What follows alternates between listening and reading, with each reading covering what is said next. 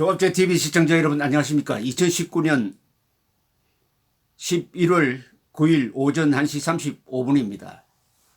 이제 문재인 정권이 운명의 날을 앞두고 있습니다. 그것은 11월 22일입니다. 11월 22일이 지나면은 지소미아 즉 한일군사정보보호협정이 실효가 됩니다.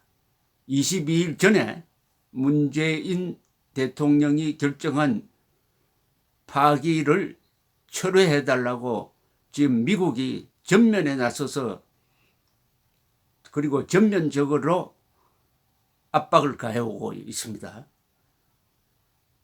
여기에 문재인 대통령이 무슨 반응을 내어놓을지가 한미 동맹뿐만 아니라 한미일 삼각동맹 그리고 동북아시아의 정세에 중대한 영향을 주고 문재인 정권의 운명 그리고 한국인의 운명에도 영향을 끼칠 것이라고 생각합니다. 제발 문재인 대통령이 올바른 판단을 하기를 바랍니다. 잘못된 결정은 빨리 바로잡으면 됩니다. 바로잡았을 때 오히려 박수를 받을 것이라고 생각합니다. 대한민국을 사랑하는 사람들은 문재인 대통령이 지소미아 파기 결정을 철회한다고 하면 박수를 보낼 것입니다. 왜냐하면 한국의 자유진영에 속한 사람들은 국익을 우선시합니다. 사익을 뒤로 물립니다. 국가 이익을 위해서 문재인 대통령이 결단을 내렸다 이렇게 평가하게 될 것이라고 생각을 합니다. 그런데 지금 미국이 나오는 게 심상치가 않습니다. 한일군사정보보호협정을 파기하면은 한미 관계는 돌이킬 수 없는 다리를 건너게 된다라는 이야기입니다. 결론적으로. 그런 이야기를 미리 몇 가지 아주 선택된 용어로서 말하고 있습니다. 즉 한일군사정보보호협정 파기는 미국의 안보 이익에 어긋난다 이렇게 합니다. National Security Interest, Security Interest에 어긋난다. 경제 이익이 아닙니다. 안보 이익에 반하는 것이다. 그리고 동북아의 안정에 반하는 것이다.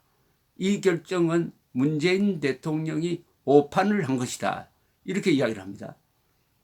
그것은 만약 한일군사정보보호협정을 파기하면은 결국 한국이 한미동맹을 중요하게 생각하지 않는 것으로 간주해가지고 미국도 별도의 대응 조치를 취하겠다는 뉘앙스입니다. 동시에 미국은 전방위적으로 한국에 중국 편에 설 것이냐, 미국 편에 설 것이냐, 압제 편에 설 것이냐, 자유 편에 설 것이냐, 법치 편에 설 것이냐, 억지 편에 설 것이냐, 문명 편에 설 것이냐, 야만 편에 설 것이냐, 개방 편에 설 것이냐, 폐쇄 편에 설 것이냐를 결단하라고 압박을 하고 있습니다. 쉽게 말하면 중국 편에 서지 마라 라는 사인을 계속 보내고 있습니다. 이게 한일군사정보보호협정하고 서로 엉켜 있습니다. 대단히 판돈이 지금 자꾸 쌓이고 있습니다. 도박판에 비교하면은 어느 쪽으로 결단하느냐에 따라서 대한민국이 폭망할 수도 있고 위기를 벗어날 수도 있는 이런 중차대한 시기입니다. 더구나 다음 주에는 마크 에스퍼 미국 국방장관이 한국을 방문합니다. 그래야 해서 뭘 논의할 것이냐 미리 어제 보도자료를 냈습니다. 미국 국방부가 7일 보도자료에 따르면 에스퍼 장관은 오는 13일 한국과 태국, 필리핀, 베트남 순방에 나선다면서 한국에서는 제51차 한미안보협의회의에 참석해가지고 정경두 국방장관 등 고위 당국자들을 만나 동맹 문제를 논의할 것이다. 이렇게 나왔습니다. 동맹 문제를 논의한다. 한반도와 인도태평양의 안보와 안정에 중요한 문제들을 해결하기 위한 양자 간 방위 협력 정진에 관한 미국의 의지를 재확인할 것이다.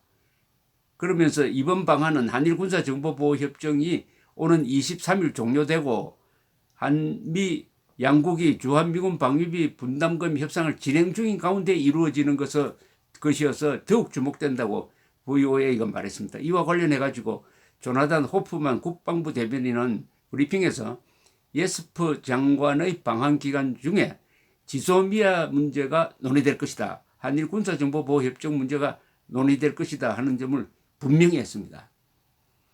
호프만 대변인은 한일 군사정보보호협정 문제가 해결되길 원한다. 그래야 우리 모두가 북한의 활동과 영내 불안정을 이야기하는 중국의 기도와 같은 영내의 가장 큰 위협들에 집중해서 대응할 수 있다라고 이야기했습니다. 그러니까 한국과 일본이 친해야 지금 제일 중요한 게 북한의 핵개발과 중국의 패권주의인데 여기에 제대로 대응할 수 있다. 그러니까 한국은 빨리 일본과 화해를 해가지고 한미일 동맹을 정상적으로 돌리자. 그렇게 해야 북핵, 중국 문제 해결할 수 있지 않느냐.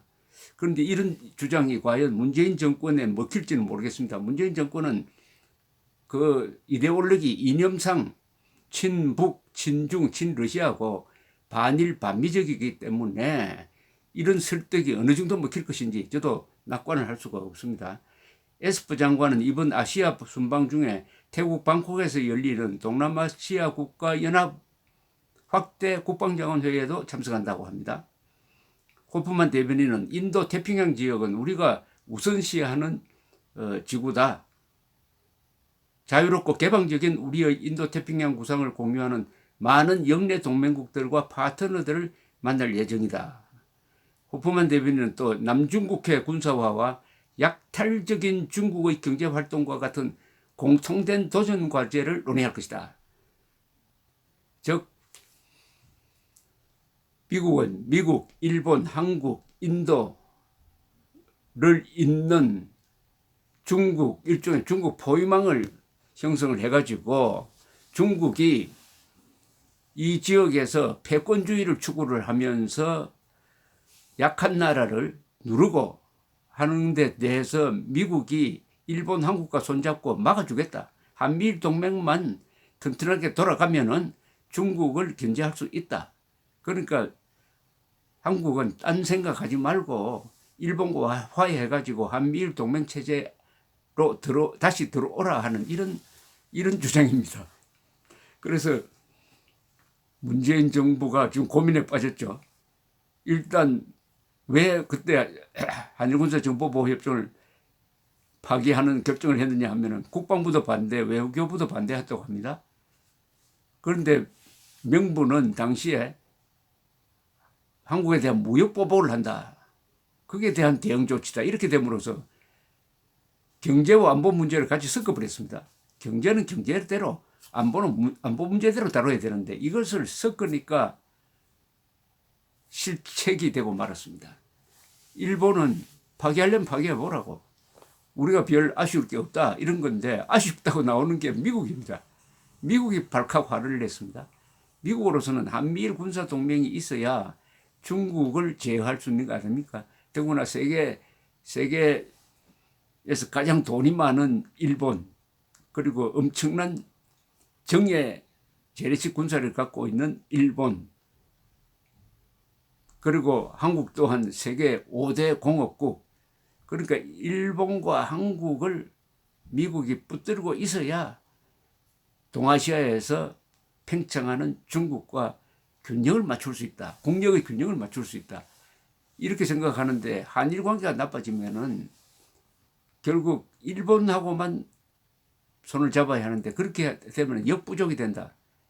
미국으로서도 상당히 깝깝하죠. 한국이 이탈하는 데 대해서. 그러나 우리로서는 한일 군사정보보호협정을 통한 한미일 동맹체제라는 것은 우리의 생존과 직결되는 문제입니다. 더구나 우리가 핵 문제를 갖고 있지 않기 때문에 핵무기를 갖고 있지 않기 때문에 북한이 가지고 있는 핵에 대응하려면은 우리가 핵 보유 상태가 돼야 되는데 우리는 핵이 없으니까 미국의 핵 우산을 가지고 우리의 핵인 것처럼, 미국이 가지고 있는 핵무기를 우리의 핵무기인 것처럼 쓰려면은 한미 동맹이 철저해야 됩니다.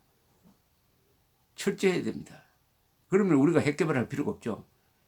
미국과 친하게만 하면은, 믿고 논의할 수 있는 관계만 되기만 하면은 우리는 사실상 핵 보유국이 될 수 있습니다. 전술핵을 재배치하든지 중거리 미사일을 재배치하든지 하면은 그것은 얼마든지 미국이 응할 자세가 되어 있다고 생각합니다. 문제는 한국 정부가 그것을 원하지 않고 계속 문재인 정부가 중국 편을 들고 북한 편을 들고 하니까 지금 전전긍긍하면서 어쨌든 10월 22일까지 문재인 대통령이 어떤 변신을 할 것인지 한번 두고 보자 하는 이런 건데, 지금 고민이 결국 공이 문재인 대통령한테 오고 말았습니다.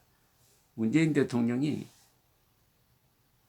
슬기로운 결정을 하지 않으면은 10월 23일부터는 한미일 관계에서 엄청난 파란이 예상되고, 그것은 문 대통령을 위해서도, 대한민국을 위해서도, 미국을 위해서도, 일본을 위해서도 좋지 않는 결과가 될 것이라는 느낌입니다. 아무쪼록 현명한 판단을 내리기를 기대합니다. 감사합니다.